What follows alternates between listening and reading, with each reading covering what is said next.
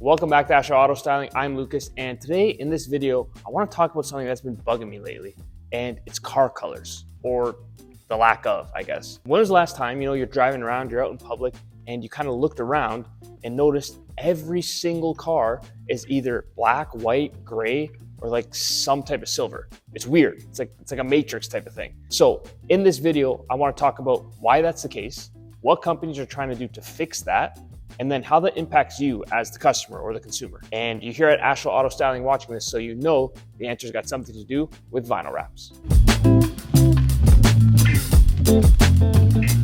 So how did this all start? Well, I was watching Doug DeMuro's video on the 2025 4Runner, and this might be controversial, but I really like the look of it, especially that Trail Hunter, the one that he was reviewing. And I specifically thought it's a really nice color. Like, it stood out to me, it popped. And then started thinking more, when was the last time that I thought that about any car? And you could do this experiment on yourself. Just think back, when was the last time you're out in public or you're driving around and you saw a car and you thought, wow, that paint is really nice. Like, it stands out, pops, makes you do a double take kind of thing. When was the last time you felt that? And for people born in the 2000s, probably like never, unless you're seeing like an old car, a classic or something. I can't imagine you've seen a new car and thought that's a really nice, unique, standout paint color. They don't make them like that anymore. What colors do cars come in? Black, white, silver, and any type of gray. That's what people like. If you look here, look at the colors behind me. I have satin black, gloss black, white, a mix between a gray and a brown, and I have gray over here. Like, they're nice colors, especially like Nardo gray. Everyone loved that color. They still love it. But I think the problem is it's tiresome now. It's worn out. Like, we've seen it, and that's all we see. So why is this happening? The first reason is practical. And what I mean by that is these colors, they suit every vehicle. Gray looks good on a BMW, a Mercedes, a Honda, Toyota. It doesn't matter. It looks good. And it doesn't age. Like, there's some of those champagne brown colors from older or years before, and it just doesn't look good now. It looks like an old car.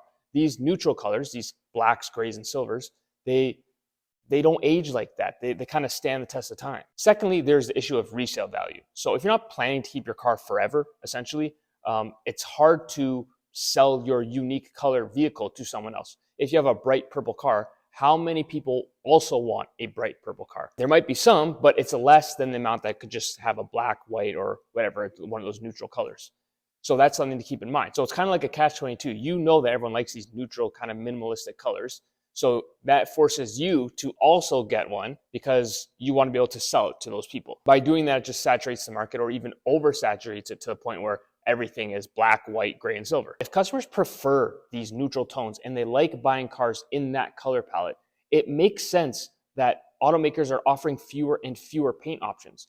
But what about those customers who are still looking for that bright color, that head-turning, that eye-popping color? Well, this is what I want to talk about. There's companies like Tesla and Ford who are kind of leading the charge or paving the way in this sector by incorporating vinyl wrapping into the sales process of their new vehicle. Why would they do this? And obviously they're going to tell you that, we're doing this because we want to increase customer satisfaction.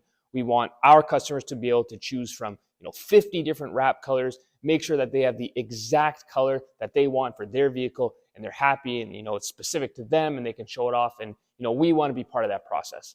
And I'm sure there's some truth to that, but to me, it's more likely that they're kind of just trying to simplify their manufacturing and reduce development costs. So how does it work? Well, Tesla and Ford are handling it differently.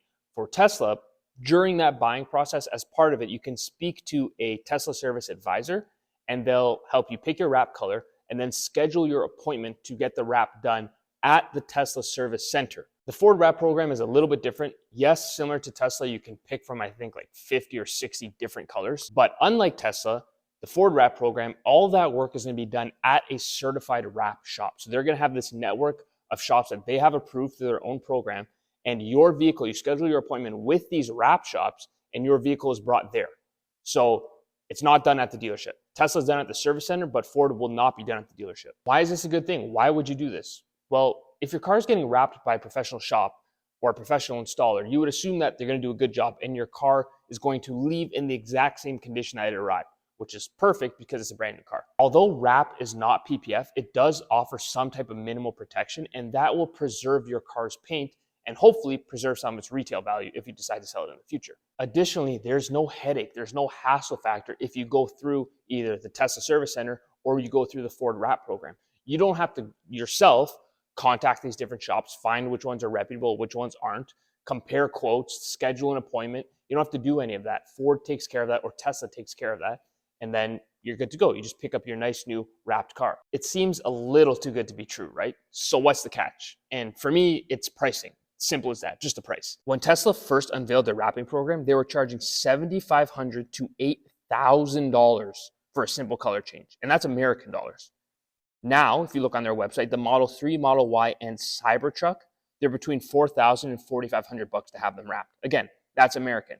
Canadian, it's like significantly more than if you just went to a wrap shop. The Ford Wrap program seems to have similar pricing. In their promo video, you can see that the different color options are between $4,250 and $4,750, again, American dollars. These prices are definitely more expensive than if you just went directly to the wrap shop yourself and scheduled your own appointment and got your own car wrapped. But that's the trade-off, right? If you don't want to have to deal with any of that, these programs do seem to be worth it. Now, if I could offer some advice from someone who installs wraps, I would say if you're going to go down this route, either with the Tesla or Ford Wrap program, I would say make sure you get a black car. And that's for two reasons. The first reason is black cars are much easier to wrap, so the odds of them making a mistake are very low. And even if they do, black also hides a lot of imperfections. The second reason has to do with the door jambs. On Tesla's website, it specifically says that the door jambs are not included as part of this vinyl wrap process. Now, I don't know what it is for Ford, and I also don't know that if you pay more money, will Tesla do the door jambs? Let's assume that in both scenarios, both companies are not wrapping the door jambs. How does this affect you? When you go to pick up your car, if you wrapped your car blue, but you had a white car originally, when you open that door, there will be white everywhere, and a lot of white. A lot of paint color shows if the door jambs are not done. Now, most people, this doesn't concern them. They're not bothered by it. They don't really care. But if it will bother you, I highly recommend that you get a black car. It looks much more natural when the door jambs are not done if the car is black. So that's it, guys. That's how Tesla and Ford are kind of getting involved in the vinyl wrap industry. Hopefully we're done with all these boring colors where every single car looks the same. But I'll ask you, would you trust Tesla or Ford to wrap your brand new vehicle? Let me know in the comments, and thanks for watching.